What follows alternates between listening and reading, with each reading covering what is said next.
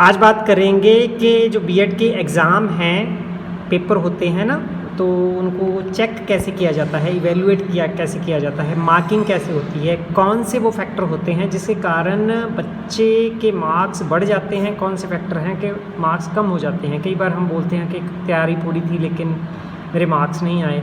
तो आप जिसने आपके पेपर को चेक करना है, आपको उसके नज़रिए, उसके पर्सपेक्टिव को, विज़न को समझना होगा। तो उसको समझने के लिए ये वीडियो बना रहे हैं। फॉर एग्ज़ाम्पल कोई बात नहीं करे, सीधा हमारे पास पेपर है, ये पेपर आ गया है। तो पेपर में क्या है कि सेक्शन दिया है। मैं गुड पॉइंट जो इस बच्चे ने किए हैं वो साथ साथ में बता रहा हूँ। इसने सेक्शन दिया है, इसने टीचर को बता दिया कि ये मैं इस सेक्शन का पहला क्वेश्चन कर रहा हूँ। अच्छा, यहाँ पर इन्होंने आंसर लिखा है जैसे, तो मैं क्या सुजेस्ट करता हूँ कि इनको ऐसे QUE ऐसे बड़ा करके, एक नंबर था तो ऐसे ये दे देना चाहिए, कोई प्रॉब्लम नहीं है। दूर से पता चल जाता है कि क्वेश्चन कौन सा है। ये थोड़ा सुंदर सा लिख लेना। हाँ, तो उसके बाद ये क्या किया इन्होंने, ये 2 लाइनें छोड़ दी हैं। तो यहाँ पर टीचर ये देखता है कि ये बच्चा मुझे ज़्यादा शो करना चाहता है कि मैंने ज़्यादा स्पेस फिल की है, लेकिन स्पेस असल में फिल नहीं हुई। क्यों? क्योंकि शुरू में 2 लाइनें ये जो है छोड़ दी गई, खाली हैं, है ना। क्योंकि ऊपर जो हाशिया था वहाँ पर स्पेस ये वाली यूज़ हो सकती थी। यहाँ पर अगर आप सेक्शन लिख देते, यहाँ क्वेश्चन आ जाता और इंट्रोडक्शन आप पहली लाइन से स्टार्ट कर देते।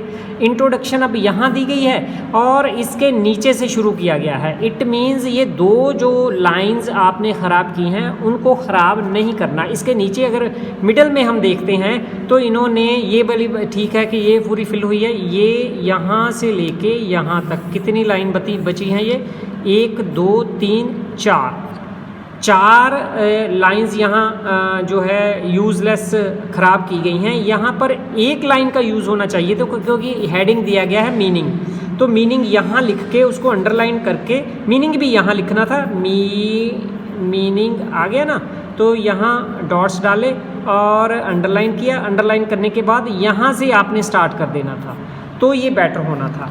अच्छा, अच्छी बात है इन्होंने क्या किया है कि लास्ट लाइन को यूज़ किया, दिखाया गया है, लेकिन एक लाइन बीच में छोड़ दी है। ये क्यों छोड़ दी है ये बताया गया है, मुझे आता नहीं है, ये वाली गलती होगी, ये गलती नहीं करनी है। नेक्स्ट में चलते हैं। तो इन्होंने क्या किया है कि 2 कलर्स के पेन को यूज़ किया है। ये कुछ यूनिवर्सिटी अलाउ करती है, कुछ नहीं करती है। आपको बेसिक इंस्ट्रक्शन आपकी पढ़ लेनी चाहिए। तो जब हम अगर काउंट करें कि एक पेज पर 1 2 3 4 5 6 है ना, 7 8 9 10 11 है ना, लगभग 6, एक पेज पर 6 बार उनको इस पेन को पकड़ के रखना पड़ता है, दूसरे पेन को उठाना पड़ता है, पकड़ना पड़ता है। 6 बार किया तो इसको 30 पेजेस या 36 पेज से कीजिए, तो ये कितना बन गया? 180 बार बन गया सर। बिल्कुल सर। कितना? 180 बार आपने इस पेन को रखा और इस पेन को उठाया, तो आपको कितना टाइम लगेगा? मेरे ख्याल में कम से कम 5 से 10 मिनट का टाइम लगेगा कि नहीं? बिल्कुल बिल्कुल। तो ये दैट इज़ वाई वो 5 से 10 मिनट में, इट मीन्स आप कितने पेज फिल कर सकते हो? कम से कम कितने? 2 पेज फिल कर, तो 2 पेज को आपने कलर को चेंज करने में लगा दिए। दैट इज़ वाई कलर को चेंज करने की बजाय एक ही पेन या जो भी कलर आपके लिए सजेस्टेड है आपकी यूनिवर्सिटी से, उसको यूज़ कीजिए। हाँ, आपने इंडिकेशन देनी है कि ये मेरी डेफिनेशन है, आप अंडरलाइन करो, और ये वाली लाइन यहाँ से छोड़ दी है। आप थोड़ा नैरो कर लेना, बेशक इसको यहाँ पर नैरो दिखाओ। हाँ, तो ये यूज़ कर लिया। उसके बाद अगर दिखाना ही है तो अब यहाँ से लाइन शुरू कर सकते हो, है ना। मैं ऐसे भी नहीं सुजेस्ट करता, अब यहाँ से लाइन शुरू करके इस पोर्शन को यूज़ मत करो, 1 या 2 लाइनें यूज़ मत करो, तो दूर से दिखाई देगा। ये वाला फिल हो गया तो ये दिखाई देगा कि खाली है, यहाँ डेफिनेशन है, दूर से अच्छा प्रभाव पड़ता है। अकॉर्डिंग टू जॉन DV, है ना।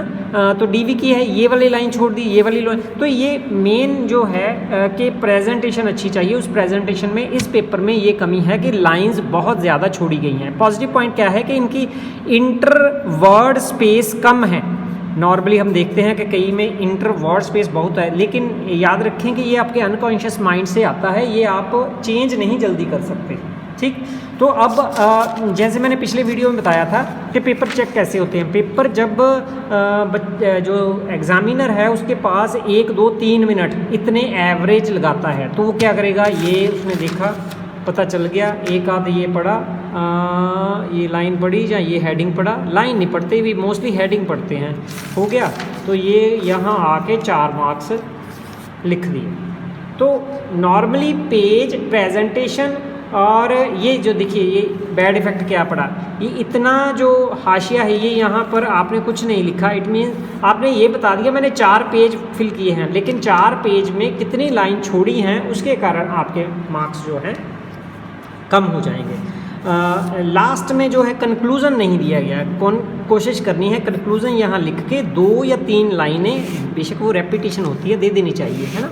तो अच्छी बात फिर है कि उन्होंने 4 नंबर कितने मार्क्स में से दिए हैं? ये जितने में भी हैं, लेकिन ये 4 में से बढ़ सकते थे अगर ये 4 पेज ऐसे फिल किए होते, ये ऐसे फिल किए थे, ये 4 की जगह 5.5 हो जाने थे।